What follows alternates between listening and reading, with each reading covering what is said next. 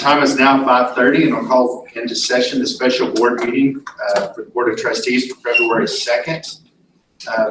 We are going to establish quorum. We have 5 board members here, Mr. Booker and Ms. Burleson. Were unable to be here. They're both scheduled to be out of town today, so we do have quorum.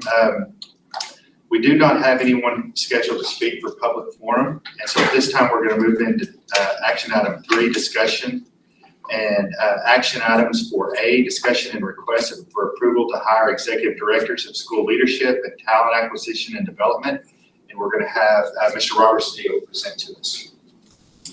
I'm weird with my chat. I know. So I was kind of turning sideways here a little bit.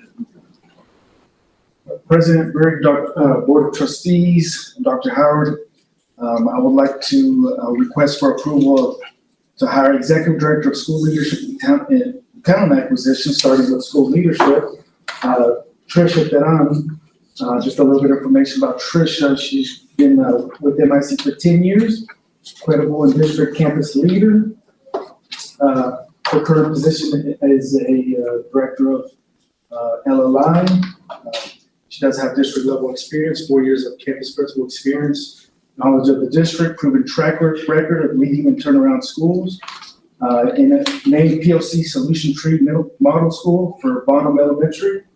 Developed the first district leader in me campus, builds principal capacity, creates supportive campus cultures, and promotes academic outcomes through data-driven instructional practices, professional development based on campus trends, dedicated, smart, hard worker, professional, willing to make tough decisions, and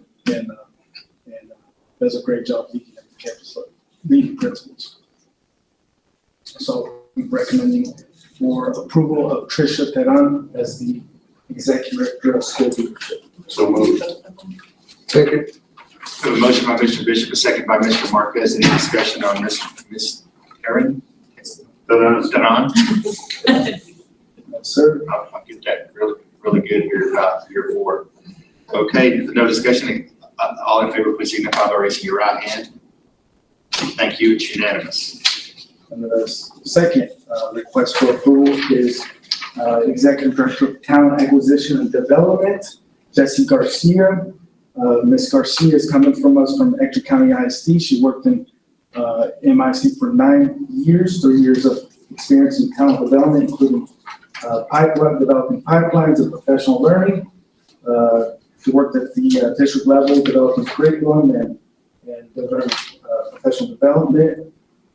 She's very knowledgeable of the district of MISD. She's dedicated, smart, great leader, knows how to push and pull when needed and facilitate staff very well.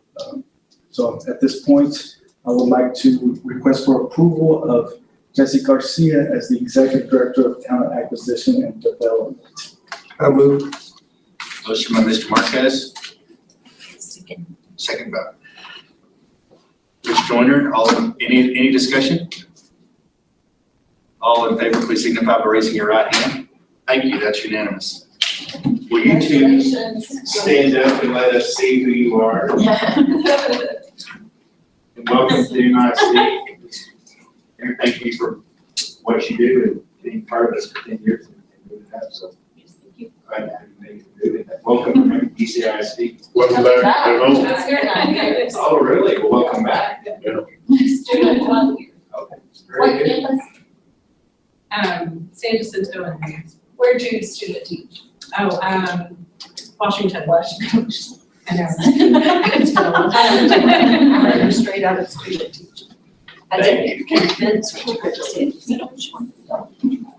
All right, the next item on the agenda is item 3B, discussion of Northeast Elementary School update. Ms. Spencer.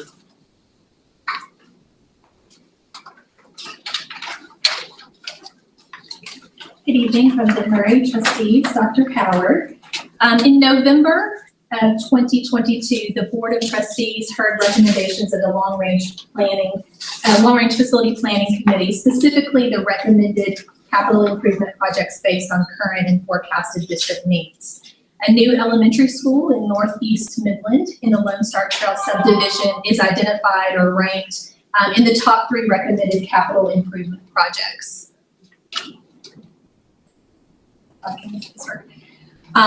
So looking at the map, in 2019, MISD acquired 12.47 acres in the Lone Star Trails subdivision for a future elementary school site. There's a small red area up there that the yellow arrow points to. This slide here shows us where the current attendance boundary is for General Franks Elementary and where Franks Elementary is currently located. Now, demographic projections, the ones the committee reviewed from 2021, as well as the new demographic projections that we've received most recently, forecast growth within that area, within that neighborhood each year through the school year 2032-33. This slide shows here, and I'm going to point if you don't mind, our current enrollment at the time of the demographic study utilizing Snapshot is 818 students at General Franks Elementary. You see here, each year forecasted through the year 2032, that's hard to say, 2032-33, projects that the growth in that area will have that attendance boundary at a forecasted enrollment for that campus of 1,595 students. And that is a little different than our last demographic study, and that's because of new development since that time that's been approved by planning and zoning in that area. This number here, the 818 from the previous demographic study, actually is 1 year ahead of where that demographic study told us that we would be. It's the only campus in the district that had that much growth from the results of the demographic study, but we're seeing significant growth in that particular area. Can I just stop you? So you're saying that the 818 is actual enrollment, or that was the projected enrollment? The 818 was October snapshot enrollment. It was this school year. snapshot, okay. Yes, so there were 818 students enrolled on that. And you're saying that the demographic study had predicted what for this year? It was, they projected, I don't have that number exactly, but it was almost 75 students less than what is there currently. Okay, so we did exceed what the exceeded it. projection was from the last demographic Yes. study. Okay, Yes. thank you. So what's the maximum capacity right now at General I'm Franks? gonna jump into that next slide. I was just wanting to make sure. Yeah, no, good question. If the clicker will work. So on this slide here, still seeing the projected enrollment through the school year 2032-33. This portion here shows us the capacity of that building. So currently the building has a functional capacity of 713 students. Even on January 20th, enrollment was 818, giving us a capacity in that building of 115%. We do have portables at that location. You know, when we look at building capacity, we look at the brick and mortar structure only and not the portable buildings outside. However, based on the request of a trustee from a previous meeting, I do note here that there are four portable classroom spaces there. Adding that in, giving a functional capacity of 792, still leaving that building at 103% capacity. So with information such as that, understanding the enrollment projections, the building capacity, and the need to return Tommy Franks to a neighborhood school, and I'm going to go back if it will let me, but I want to go back to the map. Could you go back to that slide with the portable buildings on it? Because I've got a math question real quick. Based on those numbers, the 4 portable buildings, it dropped it by 12%, right? The 4 buildings. So does each portable building we add to campus increase our enrollment by 3%? It depends on which level of school you're looking at. So functional capacity is different for junior highs and high schools, but an elementary campus essentially, yes. As a rule of thumb, you could say if we have a portable building, it's about At an 3%. elementary campus. Thank you. So going back, I want to point out something specifically on the attendance zones. So, because we're talking about capacity, we're talking about enrollment, but I also want to point out, and I think it's really important when we talk about the need to return General Tommy Frank's facility into a neighborhood school, because that was one of the things that the facilities committee, Long Range Facilities Committee looked at as well.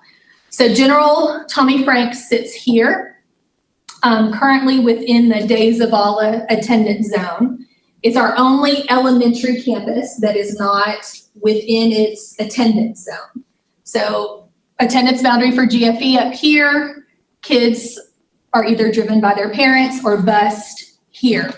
One of the reasons that we need to consider at a future time returning this to a neighborhood elementary is that Midland and Pease are choice programs. Pease does not have an attendance zone. Milam still does have an attendance zone. However, only students currently enrolled in 3 through 6th grade are able to attend that neighborhood school.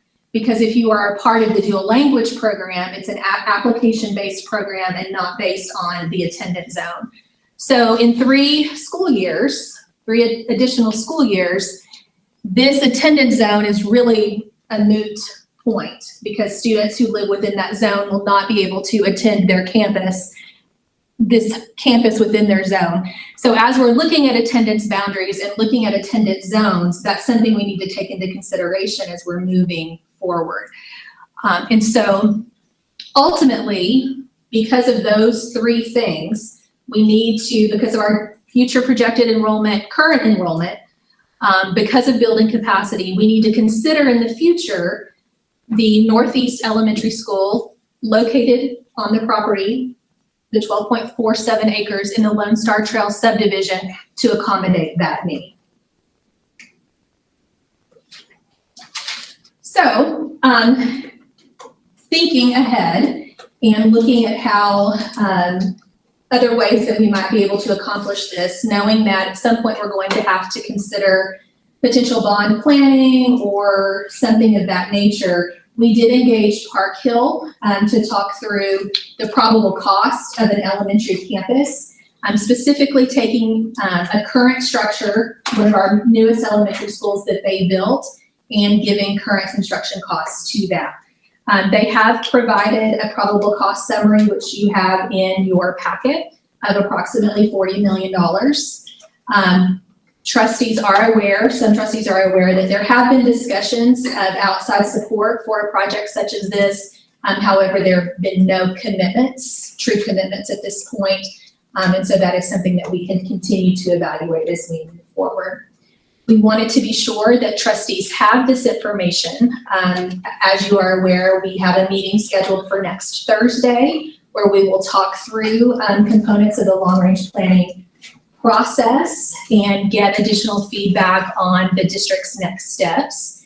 But it's important that as the board of trustees that you have information behind each of the recommendations and understanding how we got to this point. So with that, there's no recommendation tonight and no action that needs to be taken, but certainly any questions that you have, we'll be happy to answer. I have a couple. Oh, go ahead. Okay, I'll go first. This isn't really a question, but just for the greater community to understand, we did have a donation in kind from the home building. Like, it's not committed, but in dollar amounts, but we do have. So there have been discussions of that, yes. There's nothing formally committed, but yes, there have been discussions of dirt work and infrastructure to support the build. Okay, so that's still in play. What's the capacity that they said would be for that 40 million for the school? Approximately 900. And then I'd like to recommend to the other board members that we present this on the general meeting too, because this is information that should go on a general meeting for sure to get out to the community. I have 3 text messages right now from people who live on 349 that are in my district, whose kids go to Tommy Frank's, who are, although the public was made aware of the meeting, they feel like that they weren't made aware enough of the special meeting that this was to be on the agenda, because I didn't know this was to be on the agenda until the agenda came out. So I think that we should make sure that we present this to the public and not the few people who are in this room today at another time. Because that's who's presenting this information to the public is the most important. So, because they will be happy to hear about moving forward with the Northeast Elementary School. Just to bring some clarity now that all this information is available still and recorded. Yes, it is. It's Okay. being recorded currently. And I appreciate Kelly alluding to the meeting next week. You know, as we move into the meeting next week and kind of review the work that's occurred over the last year, really, this is a project that was at the forefront of the recommendation that came back. And so wanted to bring that back up, talk a little bit about it. And then we're curious to bring back a larger group of people to work with us and talk about what are the next steps. So yes, recommendations have been made, but what happens next? Because it wasn't made in the recommendation of a bond recommendation, it was a long-range plan recommendation. And knowing that regardless of when the board ultimately decides is the right time to call a bond, there comes a point where we have to be ready so that when you are ready to call a bond, everything is in place and you have the information that you need. So that's why we wanted to bring this back up, because we'll be sharing this information with that group next week. I wanted to make sure you had the most up-to-date information. So I guess the couple questions that I have, one is, I can't remember how many acres was Yarborough and Fasken were they built on? Do you remember? I don't have that information off the top of my head. Okay, and then the next question would be, if a campus is built out on 349, and then General Franks comes back to a neighborhood school, how many kids would we, or students would we pull from some of our other campuses to go back to their home school? Do we know? Well, we would draw the attendance boundary in hopes to fill the building up to its capacity. What would happen most likely, although I can't say for certain, is that the majority of students who are currently zoned to Milam would then go to that campus and not have to be transferred to other campuses across the district. So it would allow students who live near that school to attend that school. So right now, I guess the students that would actually call that their community school is actually going to Milam, or they just kind of spread out? So that if they live around General Franks right now, they're zoned for Days of Allah. And so they may be attending Days of Allah, or they may have requested a transfer to another campus within the district. And are we on overload at Days of Allah?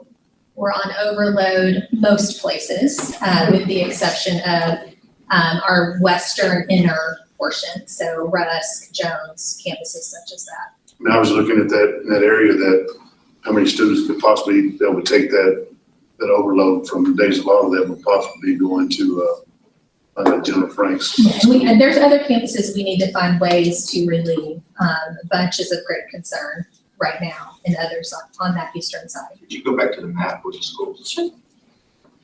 And if we built out this school, the new school, 349, The attendance zones, okay. would we be able to build this one just pre-K through 5th to start transitioning in to grade reconfig? It's certainly something that we can consider, and it could start that process of grade reconfiguration. So we can phase it in. Potentially. So just to reiterate a couple of things you said, one about Milam is we know that we're phasing out students there as their dual language program grows. So it's to the 3rd grade now, but next year 4th grade. And so we'll be having a lesser grade level there for communities, neighborhood students. Correct. And then also what we heard last time we had the community meetings was that Pease, the neighborhood of Pease, because that was a magnet school, those neighborhoods were also requesting to have somewhere closer that they could attend. And so this would help with Pease also. Yes, sir. So that they're not traveling if they're not wanting to be part of the magnet. And then Days of Allah is obviously the main zone. And then in that number, I think Mr. Hodges asked both questions I was gonna ask. 900 students for the new school, that's what Yarborough currently hold capacity for, it's 900. And so I wish, the colors here are not great. They blend too closely together. But there's a lighter portion here, that's the Milam zone, and then the De Zavala zone wraps around. But opening this up to a neighborhood school would then allow us to work with our attendance zones in order to create a neighborhood school and potentially relieve other campuses that have capacity concerns as well. And those kids up off 349, there's 700-800 kids that are currently going to Frank's. So the majority of the students at Frank's, of the 818, are students that live within that attendance boundary. There are some transfers at Frank's as well. Any other questions? And I just think the major thing tonight, the board is being updated tonight so the community can hear also that really this information is going to go to the community group as they start again, the long range planning committee next week, and then let them to decide how we move forward with this. But this is just kind of an overview for the board to kind of be up to date. Correct, yes, sir. To not get the information after we approve next week. Any other questions of Ms. Spencer? So, one last, I'm sorry. Sure. So is the proposal also to eventually get rid of to consideration of the removal of the temporary building that? We would love to be able to do that. And hopefully someday we'll be at a point where we can. So how many it's probably a tough question, but how many do we have across the district? How many portable buildings? We just looked at that last week. I think it's around 135. 130. So we've been talking about that, and I really appreciate the fact that you noted that when we're talking about numbers, close to 6 years ago, I'm thinking I'm the one that brought to bear the fact that we count from brick to brick the numbers of students that building holds for capacity, because prior to that, the portable buildings were being counted as capacity as well, which was not correct. But I appreciate the information, because I think that our public needs to know how many of those buildings that we're operating that don't exist within, are part of the general brick building per se. So. And if I may add one more thing based on Trustee Marquez's comments about portables, I do think it's important to add at the current Frank's site, it is landlocked, and we're starting to run out of land and space to add additional portables should that ever become necessary. And that's part of this equation as well. Thank you, Mr. Marcus. Thank you, Ms. Spencer. Appreciate it. The next, and that's not an action item, so we'll move on to item 3C, discussion of possible approval of revisions to the 2022-2023 school calendar due to bad weather closure. And we're going to have Dr. Howard and then Ms. Spencer again. Well, when we scheduled this special meeting, we didn't know we were gonna have 3 missed school days because of the weather, but it's been interesting. So I wanna talk a little bit about the process and answer some questions. One of the questions that we've received pretty commonly is, wait, but I thought we had plenty of minutes. Do we really have to make up these 2 days? 2 years ago, this happened, we didn't have to because we had minutes. The last legislative session, House Bill 3, is what added additional day school year. And so with the additional day school year, a district, in order to qualify, not only has to meet the minute requirement, but they have to have 180 school days. Now, there are some provisions for waivers down to 2 days. We used one of those waivers for the water line break to take us to 179. And then the only way to access the bad weather waiver, or the missed school day waiver, is to first use the 2 required bad weather days that the state requires us to build into our calendar. With us having that bad weather day in January, that's already passed, so we can't access that one. And then with the other bad weather day being on Good Friday, that was something that we felt like, let's put a survey out and look at some other options. So we are fortunate to have some other options. I will say that next year's calendar has 2 bad weather days, one in March and one in April, and neither are on holidays. So that's something that we feel good about for next year, because January 18th is an early day to have a bad weather day. So the other thing that we've had some questions about is families that were already planning on intercession, you know, those 2 days, if they're made up during that time, we already have trips planned. Parents always have the prerogative to take their kids out of school. While we would like them to have their kids in school every single day, if a parent takes their kid out of school, that is an option that they have to do. So we certainly hope they'll have them in school, but we do want them to understand that. The other question is, I'm an intercession teacher. I was planning on teaching 4 days of intercession, and now, you know, there may only be 2 days of intercession. So it was during that process I learned that we had not run intercession Monday through Friday like the calendar shows. So we're prepared to pick that intercession up on Wednesday, Thursday, and Friday, and that way teachers will only lose the 1 day. So with that being said, I'll let you make the recommendation based on the survey results. Yes, so based on the results of the survey, and I'm sure you all saw it, there were 4 options. Based on the results of the survey, 45.1% of the votes, and I think it's important to note there were over 20,000 responses to the survey. 45% of the those that responded indicated that they would prefer February 13th and 14th as the option to make up those bad weather days. So the calendar that you have in front of you has been revised to include February 13th and February 14th as bad weather days in this academic calendar, and converting April 7th, Good Friday, to a holiday for students. And staff. And staff, thank you for adding that, as a holiday for students and staff. And so it is the recommendation of administration that the board approve the calendar as presented based on the recommendation or the survey results of our community and our stakeholders. What was the next highest? The next highest, 33.9, so 34% essentially for May 30th and 31st. Respectively, April 7th and May 30th was one of the other options. It had 11% of the votes. February 13th and April 7th had 10% of the votes. I don't have a general counsel here, but is there any legal authority that binds us one where that binds us to the old calendar? No, you approved the calendar originally, so to revise the calendar, we just have to bring it back for your approval of the revisions. Okay, we've never had to do this. Right. I do have I better ask, I'm sorry, go ahead. another question I have too.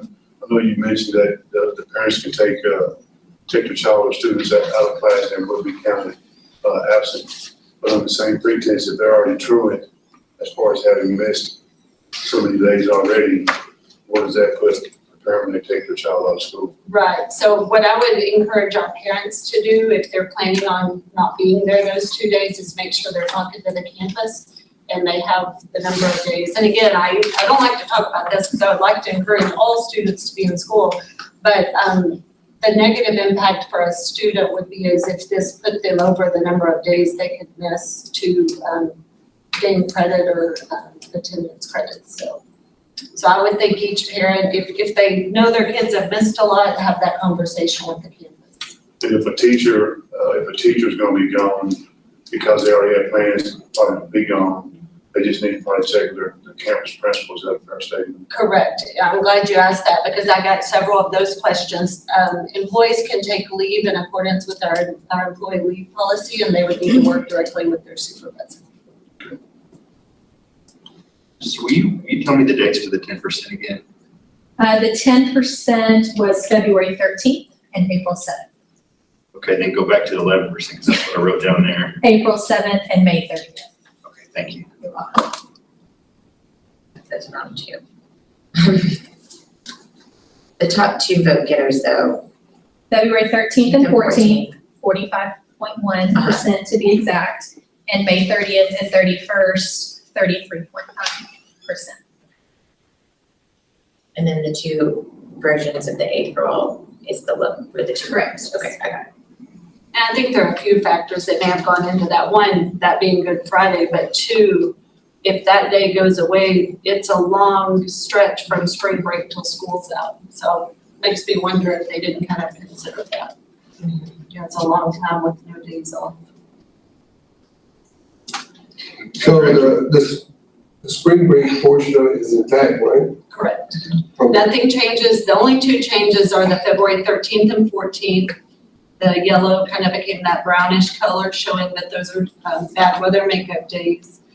And then April 7th turned to the red because it would now be a holiday school, school would be closed. Everything else stays the same, graduation stays the same, which we felt like was important because those announcements have probably been ordered or close to being They ordered. have been ordered, yes. Yes, we have received them. And that's May 25th and 26th. Yes. I would just like to make the comment that I recognize, and Dr. Howard and I discussed this today, that there's really pros and cons to any of the options. I am thankful that we had 20,000 people respond. I think that is significant in being able to make the recommendation. So I think that in response to the community and then the recommendation from the administration, I move to approve the calendar. So, For what? To accept that. To accept the revisions as For the stated in the 40 calendar for the 13th and 14th. Okay. Just to be clear. Yes, to the way that they have it here. Any other discussion on that? Okay. I'm sorry, nobody seconded it. Well, yeah, we did, Mr. Oh, Bishop. sorry. Motion by Ms. Joyner, second by Mr. Bishop. Any other discussion? Hey, all in favor, please signify by raising your right hand. Thank you, that's unanimous. Thank you, Ms. Spencer. thank you. The time is now 6:02, and the board will move into closed session in accordance with Code Section 551.071 for the purpose of private consultation with the board's attorney or on any or all subject matters authorized by law, or 551.074 for the purpose of considering the appointment, employment, evaluation, reassignment, duties, discipline, or dismissal of a public officer or employee to hear complaints or charges against public officer or employee. Thank you for being here. We do not expect action coming out of closed session, so thank you for being here. There are no action items, and we are adjourned. Thank you.